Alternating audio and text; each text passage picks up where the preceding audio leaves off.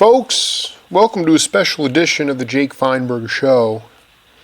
And when your heart tells you that all you want to do is make creative, spontaneous, improvisational music, it is the source of the highest power, that being love. You need look no further than Carlos Santana and John McLaughlin in their Love, Devotion, Surrender album with Don Elias, Billy Cobham, Jan Hammer, and Armando Peraza. They let go of control through their yogi and proceeded to blast their way through to a different paradigm. This was during a time in our musical history, at least, when spiritual experiences were the norm. Bands like Mahavishnu, Jimi Hendrix, Frank Zappa, and the Grateful Dead were touring college campuses, playing and entertaining with individual sounds and scales that allowed people to think for themselves, or at least give them reason to do that. My guest today started his musical career during this cross-pollination of musical idioms and fell right in with some of the heaviest cats around. Coming out of the University of Utah, my guest started right up with the famed Fowler Brothers and the aforementioned Mahavishnu Orchestra. This led to opportunities with great jazzers like Wayne Shorter. As the decade continued, my guest turned his attention to traditional Indian raga music and enlisted the support of L. Subramaniam and Larry Coryell, incorporating non-traditional electric instruments into this Indian setting. Today, he is still fascinated with the tabla and the polyrhythmic nature of this music. But when creative, spontaneous music gets truncated by our mass marketing culture, people have to be industrious. My guest made hay by heading to Southern California, where Motown and Hollywood were flourishing. He became a prolific session player and also developed relationships with movie composers John Williams, Jerry Goldsmith, and Lalo Schifrin, among others.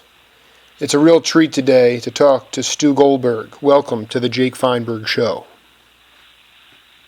Hey, Jake. Nice to talk to you, sir. Thank you. Pleasure to be on.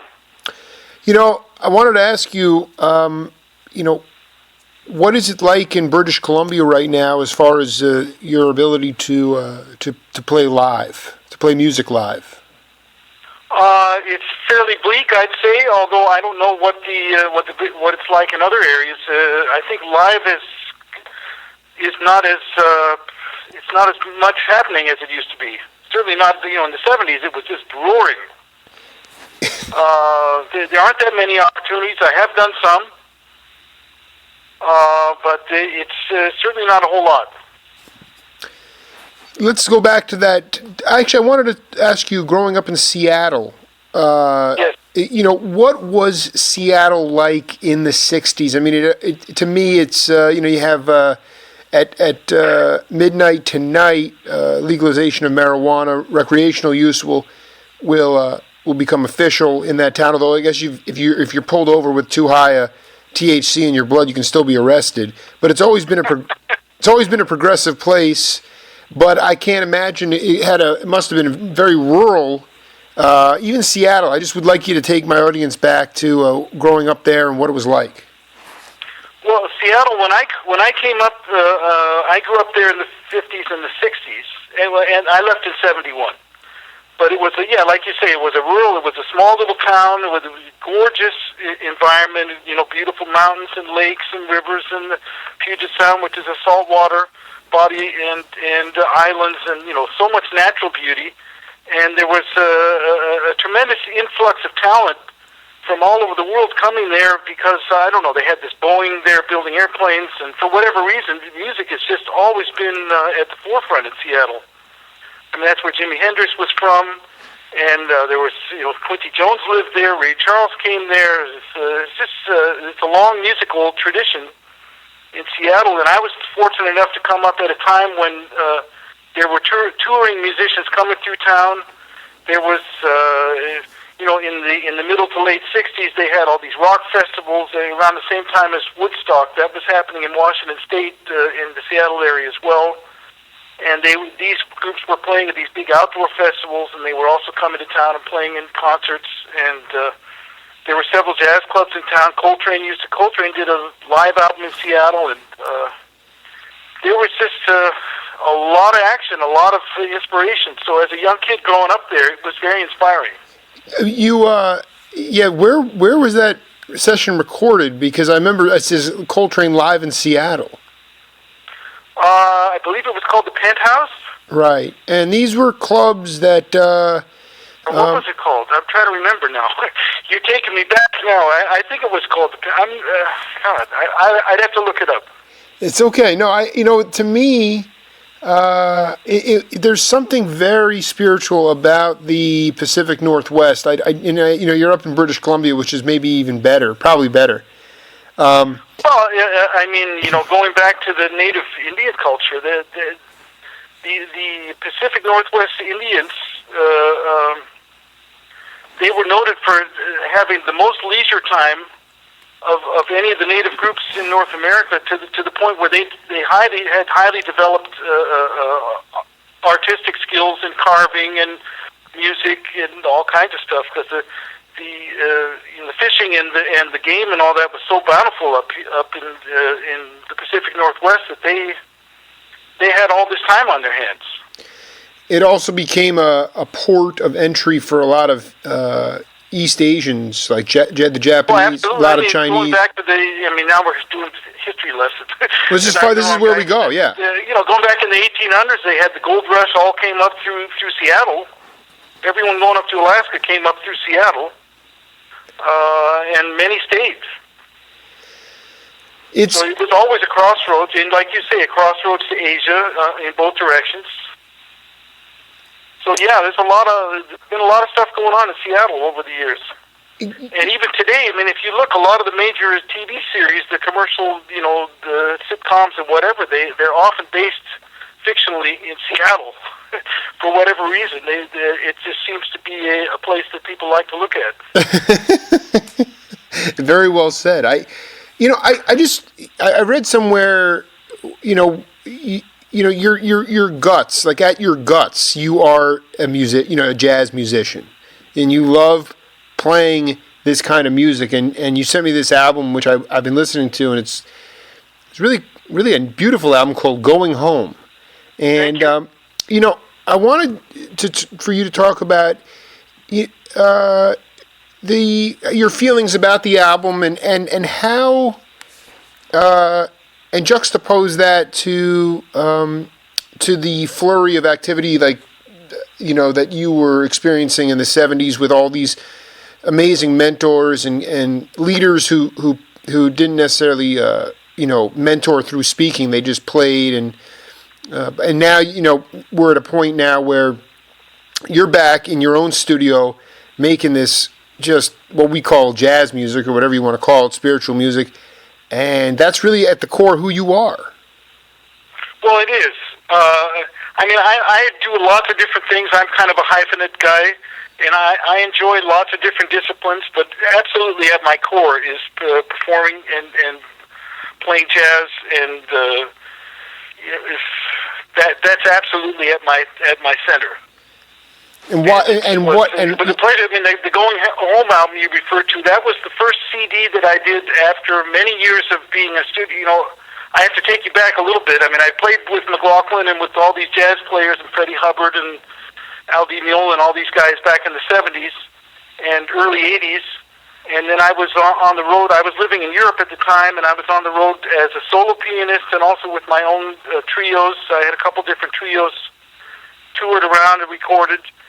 Based in Europe, and got married, and around 84 we moved back to Los Angeles because I wanted to be a more effective family father and not be on the road 250 days a year. So I said, what can I do and still be in music?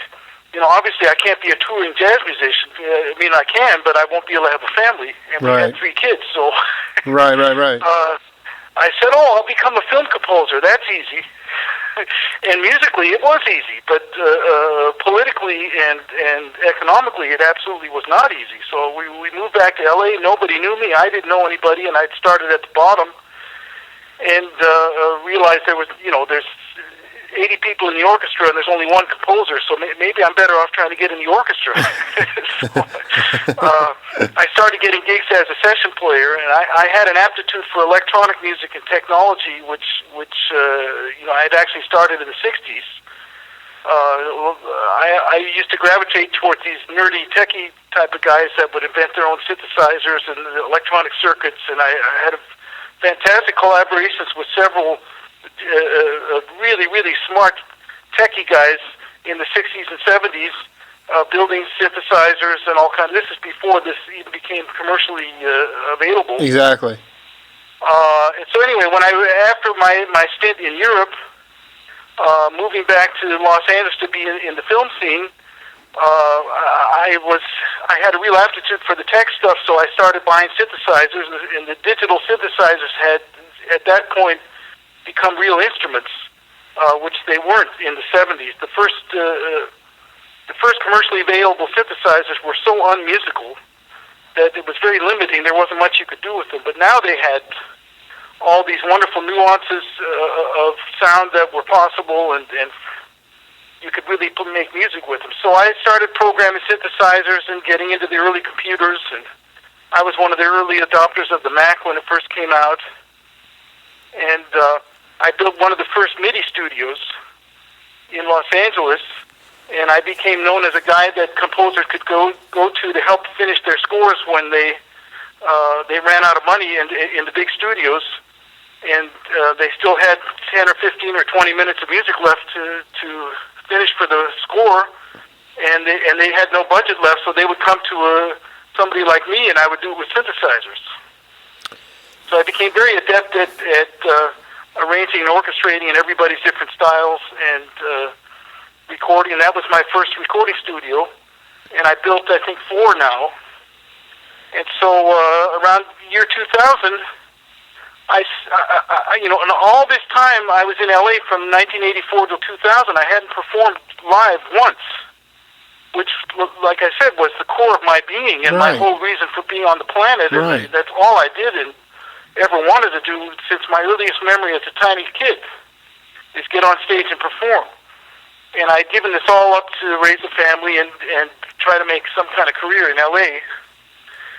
So I had the studio, and I said, why don't I, get a band together? Because I had this itch in my soul to get back to it. So I got a core group of musicians together, including my brother who played on it. Going Home was my first CD. It was my first recording as a leader since my last one, I think, had been in 1982. And I did that in 2000, the one that I sent you. Right. So we did it in my studio, yeah. and I recorded and mixed it and all that, and produced it, wrote all the pieces, and that's how that came about. Were you involved with guys like Patrick Gleason and Mike Knock and those guys, like the nerds, the guys that were building these synthesizers? Were there any guys in that? I knew Patrick Gleason. I also knew Mike Knock in New York. I think he moved back to New Zealand, didn't he, or Australia? He's from New Zealand, I believe. Right? Yeah, he was one of those guys that was using the ARP, like the early, with the fourth way and, getting all that crazy sound coming. No, I knew Mike in New York very well. We used to hang out and jam together, and I knew Patrick I didn't know Patrick well. I knew Mike better than I knew Patrick, but I did meet Patrick in San Francisco. Right. Yeah. I was going to say, because the album itself, it was, and so the studio you did it in was in British Columbia? Going Home, no. I was living in Thousand Oaks, California, a suburb of L.A. Well, I know Thousand Oaks very well. Yeah. Yeah. It just has a very free, beautiful sound to it. Your brother plays some wonderful horn. I mean, almost reminiscent of that real high end kind of almost a Coltrane kind of sound to it. And the tracks are really long. I mean, 7:44, 8:03, 7:51, 9:32, 10-minute track, 6:38. I mean, you guys, it didn't strike me that you were in a rush, and I just feel like no, we weren't in a rush, and I was under no pressure to try to make it a commercial venture. I wasn't trying necessarily to. The impetus was not to sell records. It was to make a musical expression that I believed in and that I wanted to share with the world my way. You know what I mean? I wasn't trying to sell out in any way. So the length of the pieces or the style or whatever we did with it, that was just the way it was supposed to be. Yeah, that was the question I had before. Is that when you first broke on the scene at the Montreux Jazz Festival at 17 years old? Monterey. Monterey. Okay, so that was Monterey, and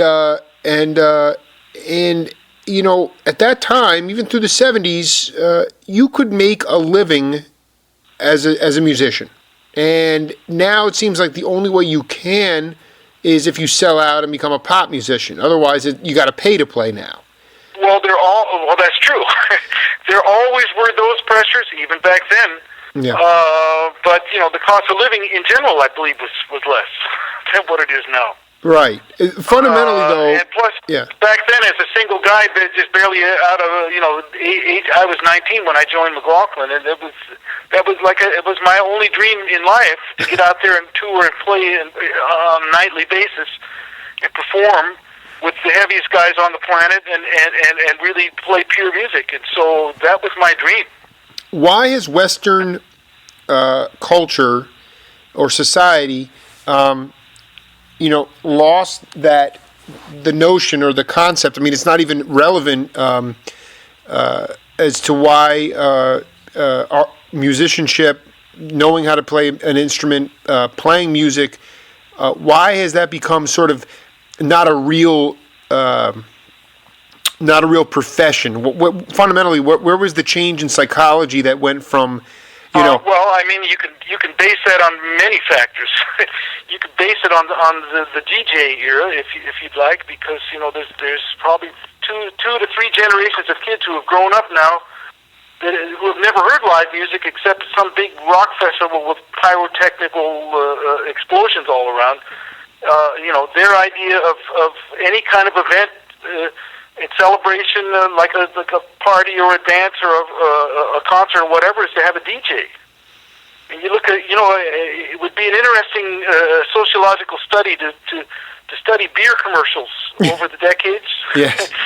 Because whoever the girls are attracted to, those are the cool guys. Right. And like a beer commercial from the 80s might feature a guitar player. A beer commercial from the 2000s is going to have a DJ. The DJs are the cool guys now. So people aspire to be DJs and not to play musical instruments. Right. And the kids growing up, there's no music education or very little in the schools. Kids don't grow up thinking that music is something that an average person does. It's like you pay $100 to go to some big rock concert with 60,000 people in a sports stadium where they have a light show and fog machine. That's music. Some faraway person that is so far away and so big you can never see him, and he's a billionaire and a gazillionaire, and you can never talk to him, and that's who a musician is. And a DJ is someone who hangs out with all the girls. So which would you rather be? Yeah, no, there's a marketing perspective. It also seems to me like there's a total lack of emphasis on really listening and understanding what music is, because there's no space in music anymore, and a lot of that has to do with the fact that it's all electronic music. And I just feel that it's something that most of the musicians that I talk to, they believe that it's cyclical and that over time things will change and revert back. But it just seems to me like that there was.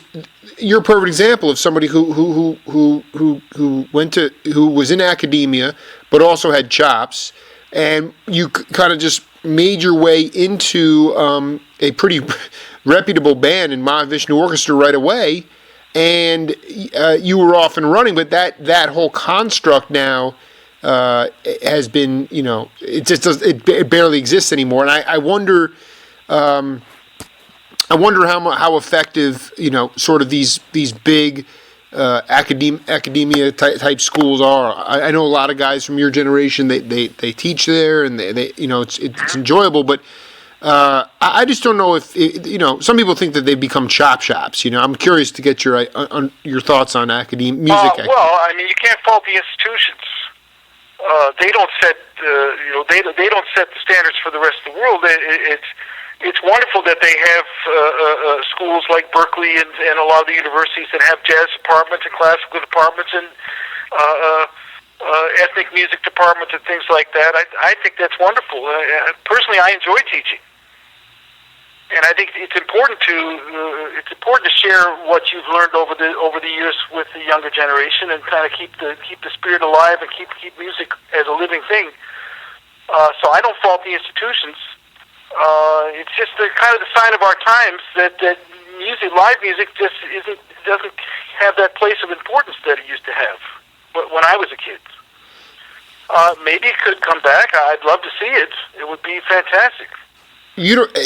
Doesn't it have something to do with individual mindset? I mean, the idea that it's a groupthink mentality now that we live in the West. You have to think along the same line. You got to be part of this or part of that, as opposed to just being a free spirit. That's one reason I gravitated to this mission that I'm on, is because all you guys were like free birds. But now it's like that to me is. It's not understandable, and quite honestly, it's maybe a threat, because that's the way they want to pre-program people, and that's a dangerous thing. Well, that's a corporate thing. What you're talking about, right? Exactly. The mass marketing of culture to society and telling this is what you have to like, this is what you have to wear, this is what you have to eat, this is what you have to do. That's a corporate thing. And when you were growing up, that was still there, but not at the same, not as in your face because of technology? Or, I mean, you'd say the paradigm has shifted? We've always been a capitalist country. There seemed like there was more individualism when I was younger. Now, I don't know how if you want to attribute that to Facebook or corporations or the internet or that people watch on YouTube the way that other people respond and they think that's how they have to be. I don't know. That's for someone smarter than me to figure out. Exactly. No, and I think, tell me a little bit about, the opportunities you get to keep the tradition alive and the kind of students that you come across. Well, actually, I've had a fantastic time here in British Columbia. I mean, I've been commissioned. I've done work with the high school students. I've had several big commissions to write music for their school ensembles and get in work with the kids. And I wrote a really cool piece for when I first moved up here for the concert band, which has nothing to do with jazz. They have a festival here in this little town where we live, an annual festival that was the 50th anniversary of the concert band festival, where groups come from schools from all over the western United States and Canada, and they come up here for a week and have this concert band festival. So they asked me to write a big piece in commemoration of that for the combined high schools in a 10-mile radius. So there were, I think, 4 different high schools. It was a group of about 150 kids. So I wrote this piece, and I tried to make it playable by kids. And I went to each of the 4 schools and rehearsed with the kids and all that for several weeks. And then we got the whole group together on the day of the concert, and I conducted it. It was a blast. So then a couple years after that, they asked me to write another piece, and they'd like something for one of their. They wanted me to write a piece for a string quartet, a professional string quartet, and one of the school ensembles. So I said, well, gee, the concert band's way too loud.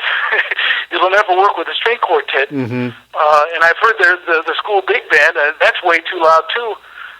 But do you guys have a choir? They said, oh, we have a fantastic choir, this, and that, and the other. So I had the idea to write a piece for a string quartet and choir, and we did that. It was just a really big success. It was great.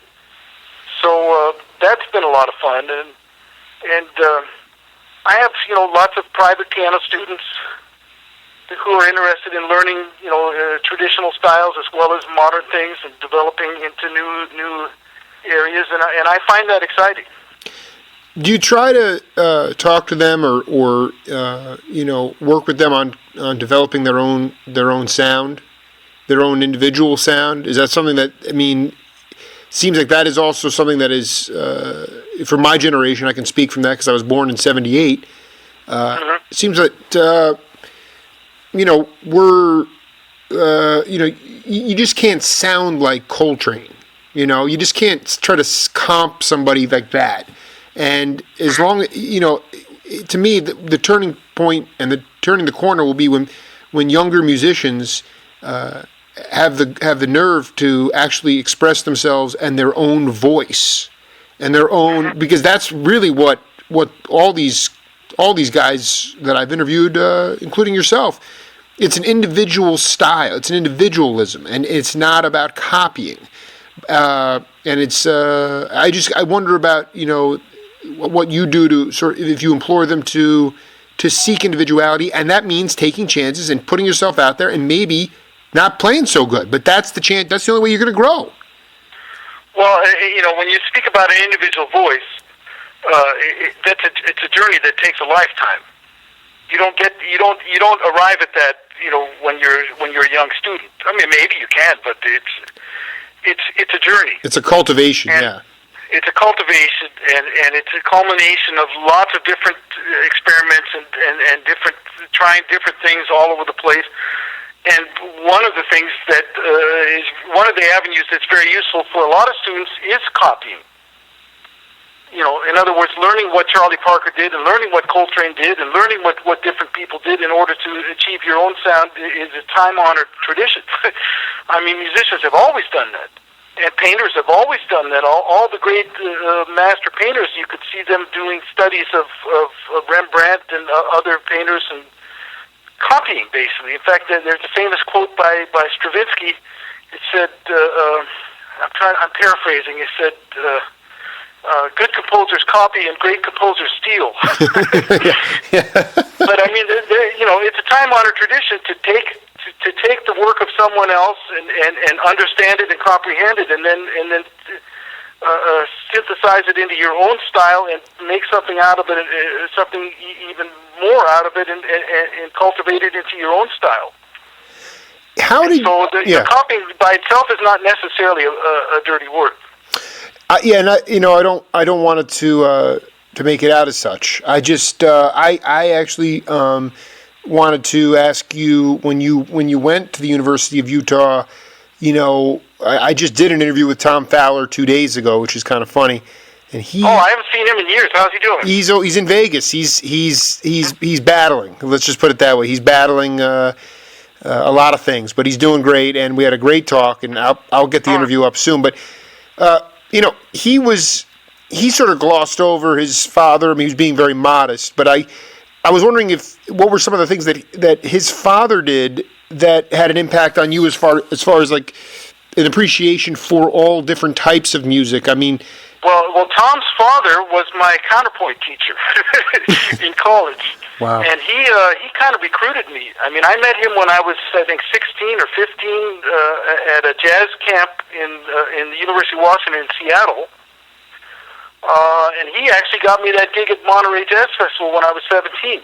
Because he took one of my demo tapes and played it for Jimmy Lyons, who was deceased now. But Jimmy Lyons was the founder of the Monterey Jazz Festival. Of course, yes. Promoter and founder.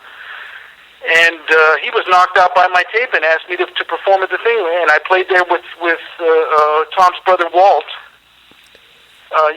Tom's younger brother, Walt, plays fantastic trumpet. Oh, I know Walt. Yeah, Walt. Who was in that band? I got to hear that band. Oh, the band was, they had Ray Brown on bass. Oh, my gosh. Who was in the band? Albert Wing was a fantastic young tenor sax player from California. We formed a band together when I was in Utah. He came to Utah. I mean, Bill Fowler, Tom's father, recruited him as well. And trying to remember, Louis Belson played drums. We had a couple other people. I don't remember exactly. I mean, we're going back. This is 1971 now. No, but you're taking us into a paradigm that existed, which is so brilliant in the fact that here you have an avid jazz educator at a university discovering you at a camp, giving your tape to a guy who promoted arguably the most popular. Maybe the wrong word, but the most sophisticated jazz, concert on the West Coast. And next thing you know, you're playing with titans like Ray Brown and Louis Belson. Oh, it was awesome. Well, That's insane. Thank Bill Fowler for that. You know, Tom's father, you know, Dr. William Fowler. He was a great man. He was a brilliant man, and he was a really good organizer. So he built this jazz program, I think, single-handedly at the University of Utah.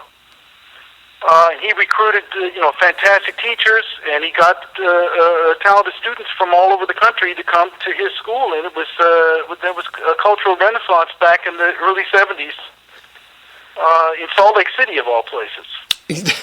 Yeah, that's the other thing, is that it was it does seem like individualism was at an all-time high, and it seemed like lead professors especially were emboldened and felt like if they had something good going, they got a lot of leeway from their superiors to go out and do this kind of stuff. I mean, the fact that he could go up to Seattle and recruit you, I mean, it really was a very self-sustaining kind of thing, and then ultimately you're getting up there in front of a live audience and just getting your chops together and getting more confident, and growing as a musician. It's just, to me, it makes total sense, you know. Well, it was a beautiful time, absolutely, Jake. How did you actually fall in with McLaughlin? Was it a tape trading session, or did he? This is an interesting story. When I was at the University of Utah, I had this group with the Fowler brothers and with Albert Wing, who I met at the Monterey Jazz Festival, and all people who were recruited by Dr. Fowler, Tom's dad. Sure. And there were five Fowler brothers who at various times played in this band. Sometimes everybody, and sometimes only some of them. And I was a student at the University of Utah, which gave me privileges to use the school facilities. So I was able to schedule concerts and use the concert hall free and charge admission. I was kind of a little entrepreneur. So we had our jazz group, and we played only original music. We had something like 50 charts done, and it was an 11-piece band. And we scheduled our own concerts, and it was quite successful. It was a great time. And two of the members of our band had joined Zappa's band. This was Tom Fowler and Bruce Fowler, sure. Tom's brother. So they were in Zappa's band, and Zappa had a tour and was playing in Salt Lake City. So we scheduled a concert of our jazz group to coincide with when they would be in town, and they all came to the gig. So George Duke was there, the keyboard player from Frank Zappa at the time, and he was very complimentary to me, and he said, "Listen, if you ever come to L.A., please look me up." Wow. And a year later, I graduated and moved to Los Angeles to try to, see what I could get going in music. This would be 73, I guess, or 73. Came to L.A., I called George Duke, told him, "Hey, it was so nice meeting you last year in Utah, and now you asked me to call you when I come to town. Well, here I am. Let's go. What's going on? Let's hang out. Let's get see what's going on." And there was at that point nothing from him, but he kept my number, and I completely forgot about it. And I was working, supporting myself as a musician, playing in hotels and 6 nights a week here, there, and the other. I was working in Anaheim at one of the Disneyland hotels, playing 6 nights a week behind a singer, and commuting back and forth. And during the day, I'd go to various different rehearsals around town to try to get with musicians and play real music. And I came home one night from my 6-night-a-week gig, and like 3 a.m., and on my phone machine was a message from John McLaughlin, whom I'd never met.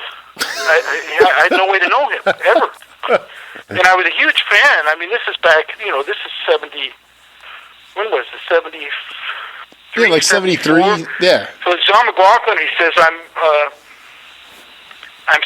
staying at a hotel in Hollywood, and I'm looking for a keyboard player, and George Duke suggested that I call you, which was awfully nice. Wow. And I found out later that the Fowler brothers had also recommended me, because they were with Zappa with George Duke, and the question had come up, who can John McLaughlin get? Gail Moran, his keyboard player at the time, was leaving to go with Chick Corea, and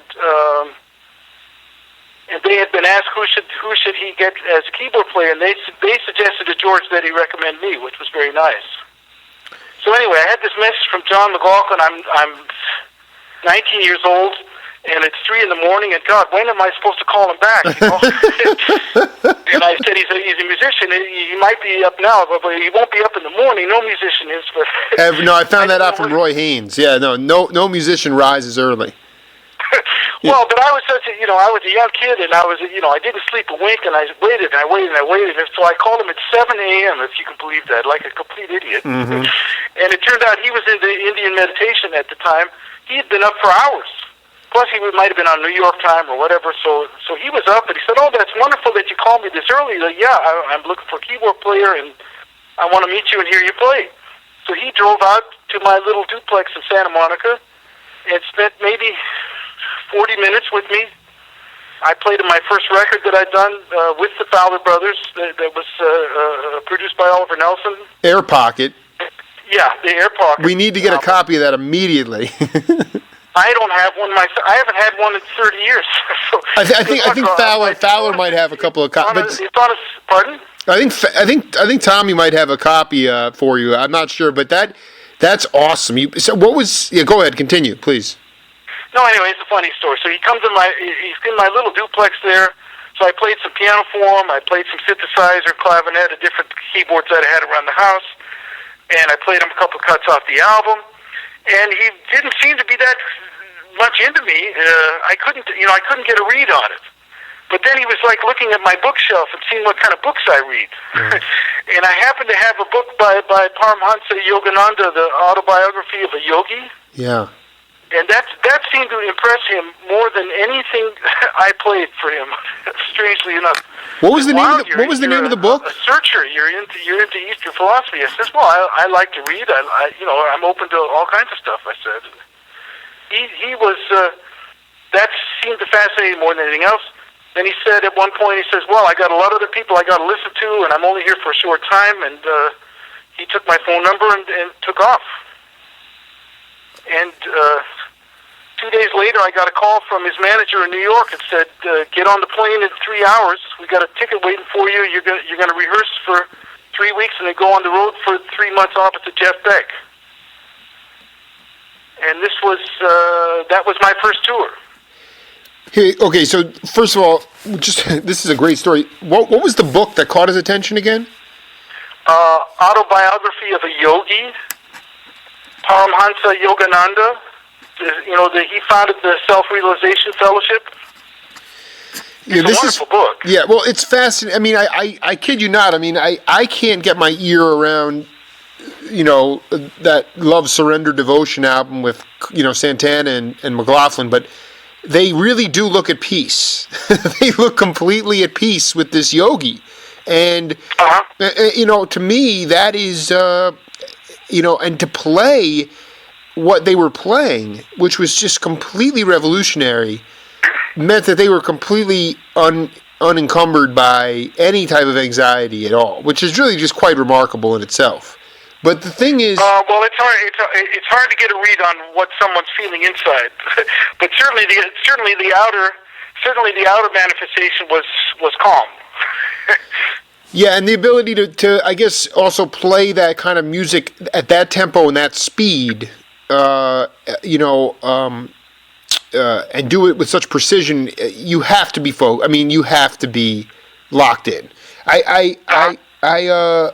So his manager called you and said you're going on the road with Jeff Beck. Is that what you said?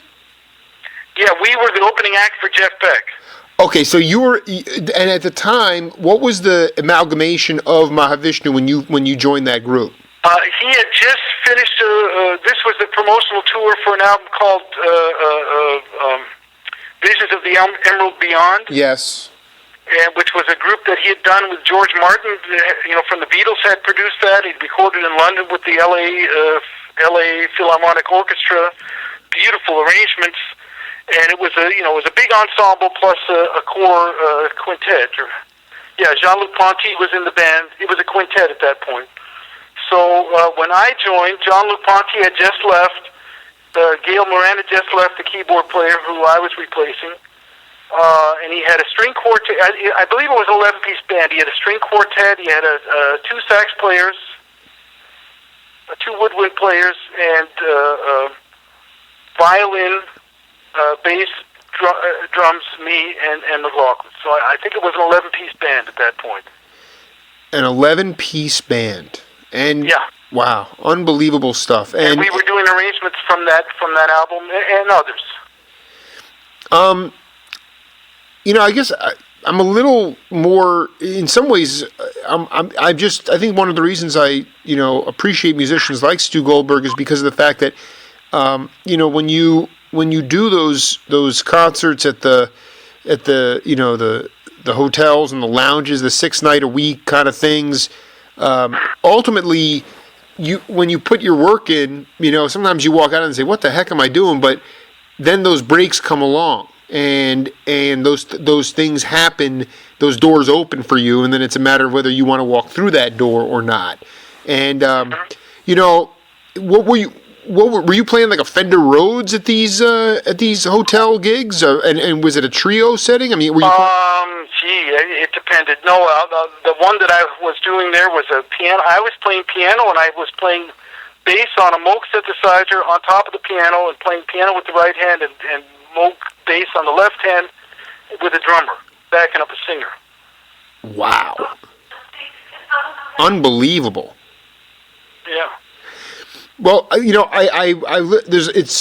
picked out this one track here. I wanted to take a listen to Going Home with you and come back, listen to it for a little while, and we'll come back and talk about it. Okay? Okay.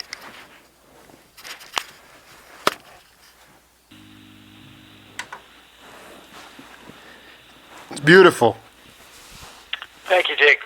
I'll tell you, it kind of gives me this feeling of 17 years of finding your way back home, from 84 when you were in LA.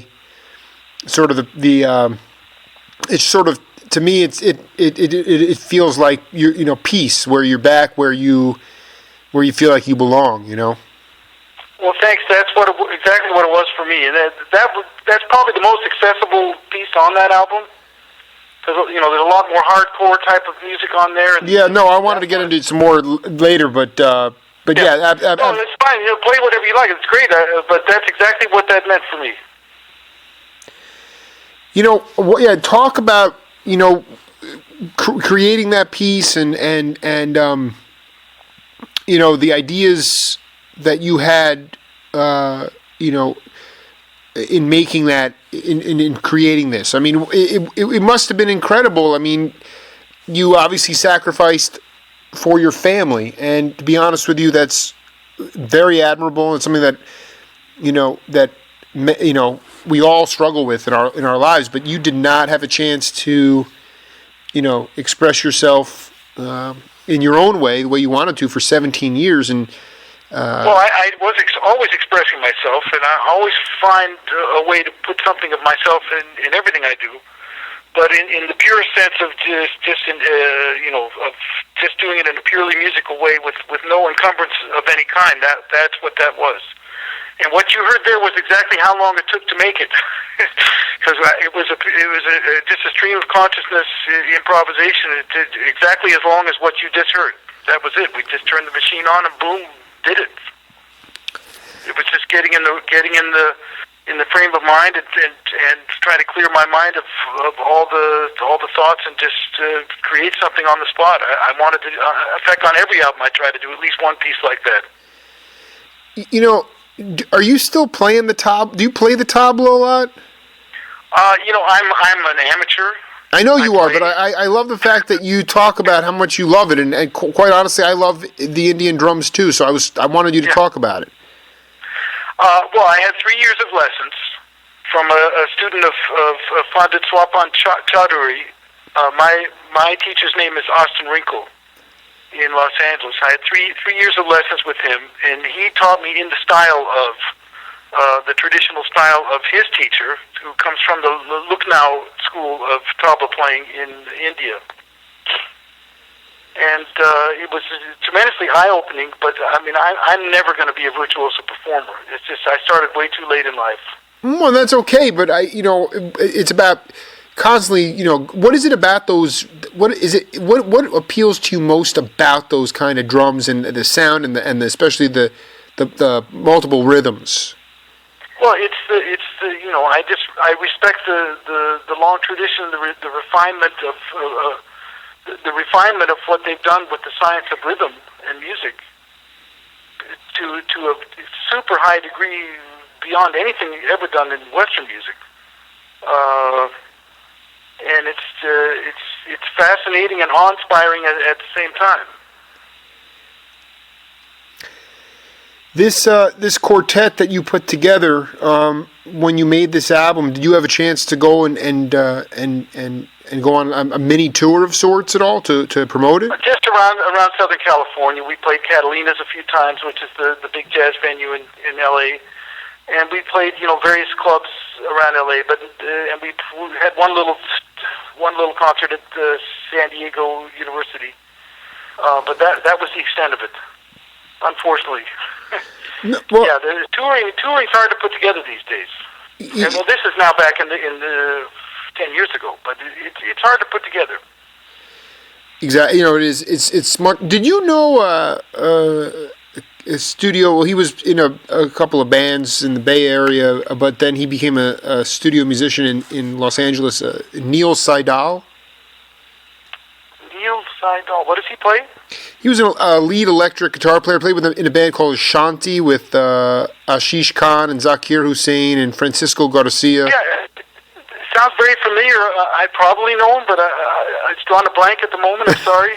It's fine. It's fine. Did you feel that was this the first chance you had a chance to play with your brother on an album? Well, no, he played on one of my MPS albums in 1980 called "Eye of the Beholder." Yes. So that was his recording debut on my album, and since then he did several albums of his own. And then he got fed up with the music biz, and he became a broadcaster. So he works for NPR in San Diego. What in what capacity? He, I believe, is the health reporter for San Diego County. Wow! And so he's a local reporter for their local affiliate there. The San Diego NPR station. He does. I think he does some statewide stories and occasionally a national, but basically local. Yeah. Well, that's fantastic. That is absolutely. And he's done very well. I mean, he's won all kinds of golden mics, and he does very well for himself. He's become a really good broadcaster. Were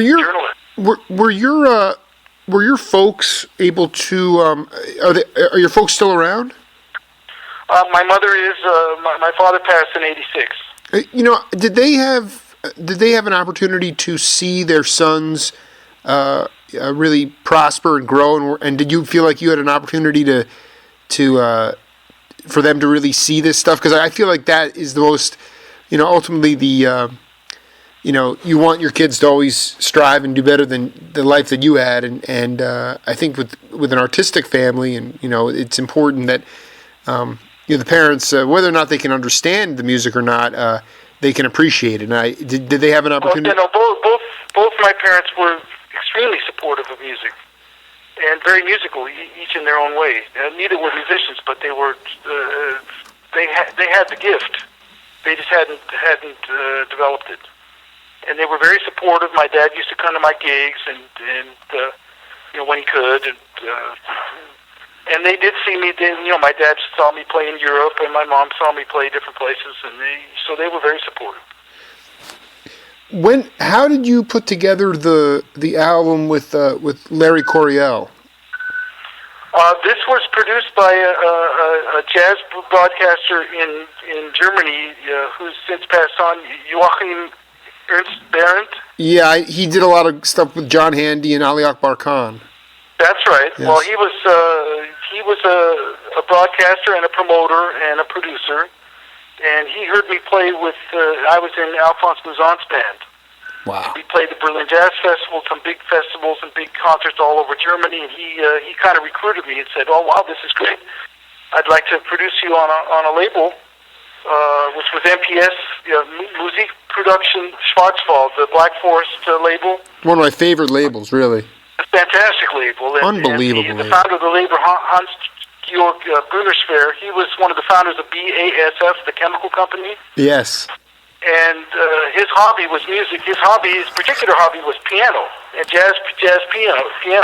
He was a huge fan. He had this amazing concert grand Hamburg Steinway in his home-built studio that he made. And he recruited Oscar Peterson, and Oscar Peterson made some amazing solo piano records in the 60s and 70s for that label. And I got to meet him after my first album that I did, that you referenced, that Joachim Ernst Barrett produced. I got to meet the founder of the label in his studio and played on that piano that Oscar had recorded on. It was really great. The MPS BAS stuff that I am so fond of is like the Peter Herbolzheimer stuff. Uh-huh. That driving force. I think George Duke was on that label as well. He did several albums for them in the 70s. Yeah. So I mean, essentially, what that means to me is that you had a record company out of Europe that was more appreciative of this music than companies here. Well, obviously, yeah. I mean, obviously, that's a time-honored tradition to go outside of the U.S. and try to have success elsewhere. Right. That's what I was. Did you feel like you had a more satisfying live playing career in Europe, in the sense that the audiences were maybe more receptive, that they were listening more? I'm curious as to the vibe because you did spend some time over there. Oh, there's no question about it. I mean, it was the heyday back in the 70s and early 80s. That was the best time ever that I know of, where you could just play real music and people were really listening only for that purpose, and they weren't trying to sell, soap or whatever you have to do to make a living in the States as a musician. It was just about pure music. Exactly. Let's listen to another track off Going Home, shall we? Oh, great. Thanks. The first 4.5 minutes of the track. Just barely getting started there, pal. I love Faulkner on the bow, though. Great bow. Yeah, he's good on the bow, isn't he? Yeah. I mean, it has elements of classical and swing and European. It's just really. I'm kind of bummed out to hear that it was made in Southern California, because it sounded to me that the spirits were with you in British Columbia on this one. but no, sorry to disappoint you. That's what we did. It's okay. As we were playing that track, just came across the wire. Dave Brubeck passed away at 91 years old today. Yeah, I read that earlier this morning. That's correct. Yeah. So, in your mind, what do you feel at this point? Do you want to continue? I mean, as an artist, as a true artist, as somebody who doesn't even really necessarily understand the capacities that you have, that other people, that's why they appreciate it. What do you want to continue to accomplish from an artistic point of view for the next few chapters of the Stu Goldberg book? What do I want to accomplish? I just want to keep doing my thing as much as possible. That's I don't have a particular agenda in mind. It's just when I feel the need to express myself, I just want to keep on doing it. It's well said.